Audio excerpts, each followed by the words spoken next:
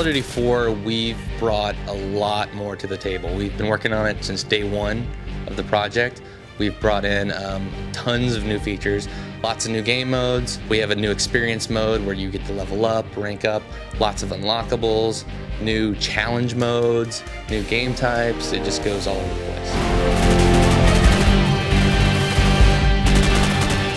One of the new features we've added is Create a Class, which is basically you get to design your classes the way you want to play the game.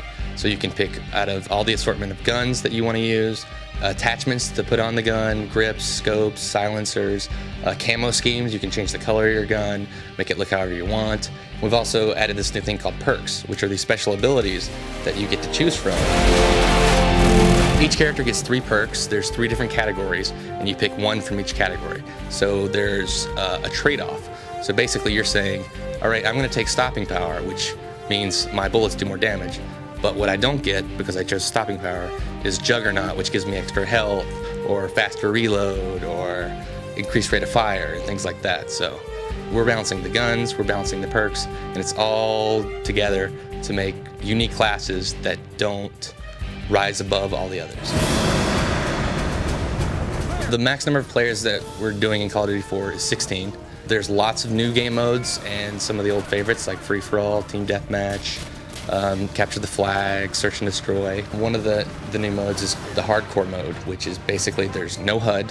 It's a blank screen, you and your gun, and bullets do a lot more damage. So you're running around taking one shot, you're dead, he's dead, he's dead, and it's really a different feel of game. We don't have any drivable vehicles in Call of Duty 4. We focus on the infantry combat, and we think that's what's cool about our game. The levels are really tight, they're really good, really strategic on flanking angles and things like that. We've also added this thing called air support. So if you get 5 kills in a row without dying, you can call in an airstrike and aim it at the enemy, and you get extra kills by doing that. We're using this thing called playlists, where there's a package of maps and game types in this one button press, basically. You say, I'm going to go play this mode. You click it, and you jump into a game with a maximum number of players, and all the maps are tailored to that number of players. So you're in a game, you're not running around an empty map, and you're playing with the full game at all times, because we also have join in progress. So anytime anyone drops out of your game, someone's there to fill that slot. For the people that are still playing Call of Duty online, it's a great game.